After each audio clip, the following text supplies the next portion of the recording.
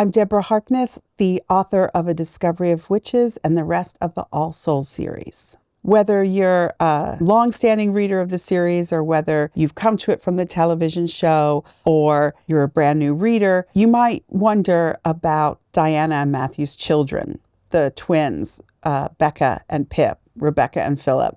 We haven't seen them for a while. They were babies in the television show and tiny toddlers in Times Convert, the fourth book in the series. Now they're just about to turn 7. Like all 7-year-olds, they're curious about their world. They're curious about their magic. They're curious about their parents.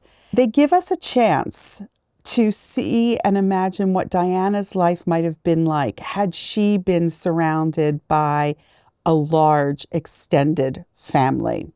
Because at Ravenswood, Pip and Becca meet their cousins.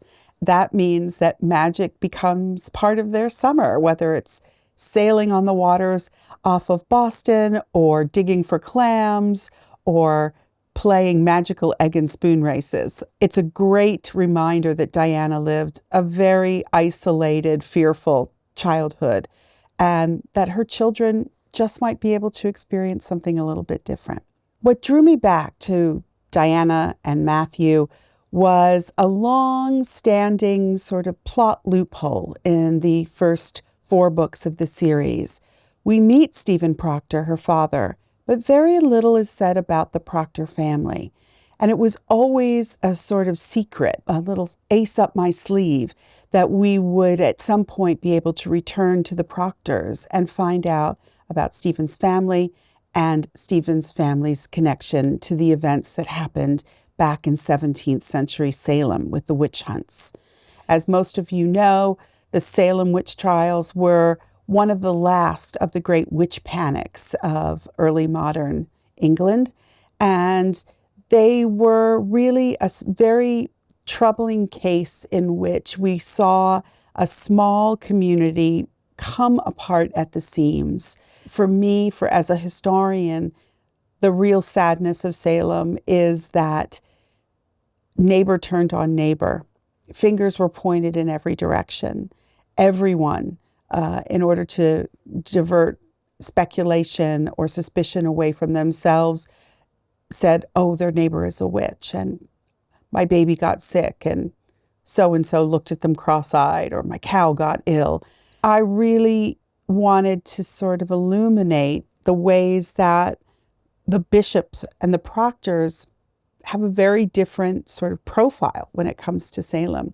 Bridget Bishop, who Diana is descended from, was the first witch that was executed. And people have by and large forgotten about her. That's thanks to a little play called The Crucible.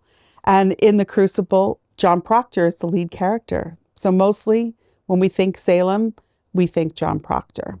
And that is another one of Diana's ancestors. So I really wanted to explore all of the community tensions, the tensions between individual families, and the way in which all of those tensions come together in our leading female protagonist, Diana Bishop. The title, The Blackbird Oracle, is a reflection of a couple of different strands in the book. Blackbirds have been, for a very long time, a source of curiosity and wonder. In our story, though, the Blackbird Oracle has a more particular connection to Diana and to the Proctor family. The Proctor family live on a piece of land called Ravenswood, obviously a blackbird.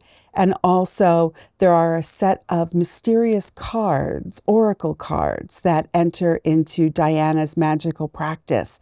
And they have blackbirds of various kinds on them as well. When Diana learns about her father's family, she is shocked to discover that, contrary to what her Aunt Sarah Bishop has told her, there are still Proctors living. It's really an expansion of Diana's entire world, her sense of family, and her sense of a magical community, both for her and for her children. She discovers that they all are involved in the practice of higher, darker magic.